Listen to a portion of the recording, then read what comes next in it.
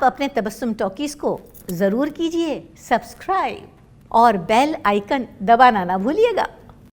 आदाब, नमस्कार, सत श्री अकाल। दोस्तों, मैं हूं आपकी अपनी तबस्सुम और आप देख रहे हैं तबस्सुम टॉकीज।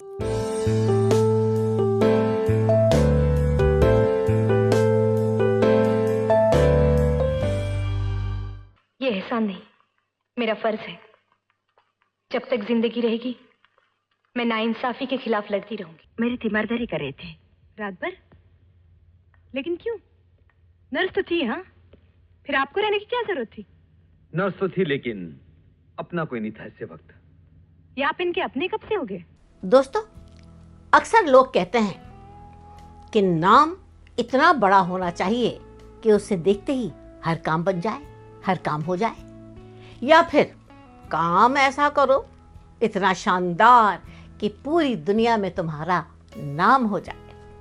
और आज जिस अदाकारा की मैं बात कर रही हूँ, उनका काम और उनका नाम दोनों ही बहुत शानदार थे, और वो थी बेहतरीन अदाकारा प्रिया तेंदुलकर।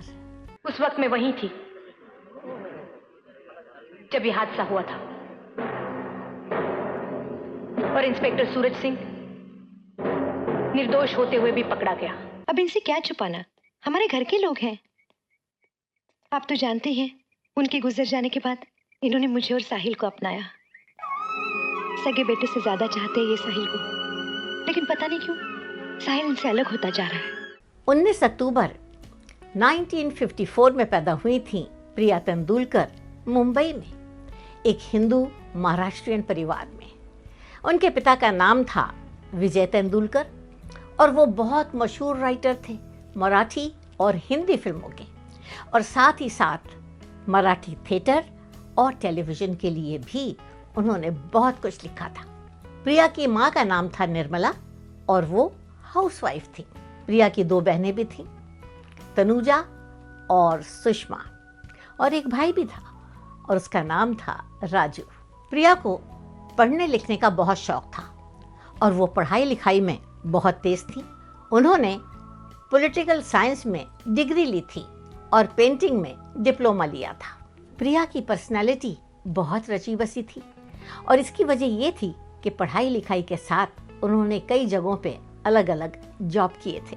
सबसे पहले तो वो एक 5 स्टार होटल में रिसेप्शनिस्ट बन गई, उसके बाद एयर होस्टेस बन गई और आखिर में फाइनली वो मॉडलिंग करने लगी। प्रिया ने अपने करियर की शुरुआत की थी थिएटर से 1969 में मशहूर प्रोड्यूसर, डायरेक्टर, राइटर कल्पना लाजमी के साथ, और उसके बाद भी वो काफ़ी अरसे तक थिएटर करती रही। लेकिन फिल्मों में सबसे पहले ब्रेक दिया था मशहूर producer, director, writer Shyam Benegal ने 1974 में, और उस फिल्म का नाम था अंकुर।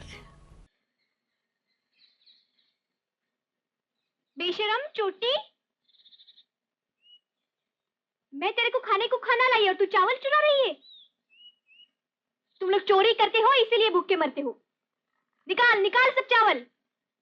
अंकुर की हीरोइन थी शबाना आजमी, लेकिन प्रिया ने भी उस फिल्म में इतना बेहतरीन काम किया था कि लोगों ने बहुत ज़्यादा एडमायर किया, और यही वजह थी कि अंकुर के बाद भी उन्हें कई हिंदी फिल्में मिल गई।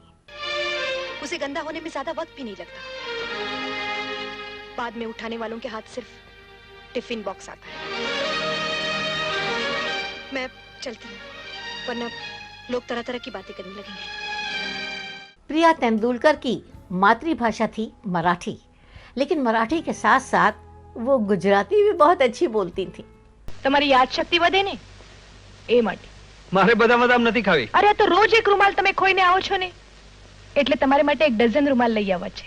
खुशीना दिवस के खुशीना छे आंसू न पूछो हमारी कहाँ कोरड़ी छे। दोस्तों, हम आपको ये भी बता दें कि मराठी और गुजराती फिल्मों के लिए उन्हें कई बार स्टेट अवार्ड से भी नवाजा गया था। प्रिया को इस बात की बहुत खुशी थी कि उन्होंने हिंदी, मराठी, गुजराती फिल्मों के अलावा एक कन्नड़ फिल्म में भी काम किया था, और उस फिल्म का नाम था मिंचिना ओता। और उस फिल्म में प्रिया के साथ हीरो थे अनंत नाग।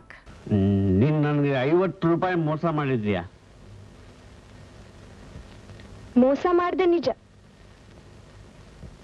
ಆದ್ರೆ ಅದ್ರಲ್ಲಿ ನನ್ ಸಿಕ್ಕಿರೋದು 20 ರೂಪಾಯಿ ಅಷ್ಟೇ। प्रिया कहती थी कि मुझे इस बात की भी बहुत खुशी है कि थिएटर और फिल्मों के अलावा मुझे मेरे टेलीविज़न सीरियल ने भी बहुत ज़्यादा शोहरत दी। बहुत मशहूर हो गई थी मैं, और उस सीरियल का नाम था रजनी। लड़की है एक नाम रजनी है। अरे नहीं, मैं बिल्कुल नहीं जानता इनको, मैं तो इनको पहचानता ही नहीं। फिर ये तस्वीर? अब आपने देखा ना रजनी जी, इस सेट पर कितने फैन लोग आते हैं। अब कौन फोटो ले रहा है, कैसा आदमी है और उस फोटो का क्या इस्तेमाल करेगा, मुझे कैसे मालूम। इसका मतलब है कि ये प्रोड्यूसर आपके नाम का और आपकी तस्वीर का नाजायज फायदा उठा रहा है। प्रिया को इस बात पे भी बहुत नाज था कि उनका टीवी सीरियल रजनी इतना मशहूर हुआ कि लोग उनका असली नाम भी भूल गए और प्रिया की बजाय रजनी कहने लगे। 1988 में प्रिया ने शादी कर ली, लव मैरिज। उनके पति का नाम है करण राजदान। वो एक्टर भी हैं और डायरेक्टर भी। लेकिन अफसोस कि शादी के 7 साल बाद दोनों का डाइवोर्स हो गया 1995 में। और डाइवोर्स के बाद भी प्रिया फिल्मों में काम करती रही। रुक क्यों गया?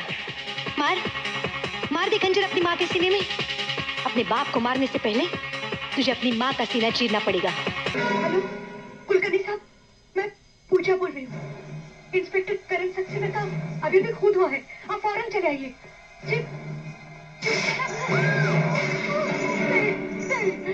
मर्द को आबाद भी औरत करती है और बर्बाद भी औरत करती है।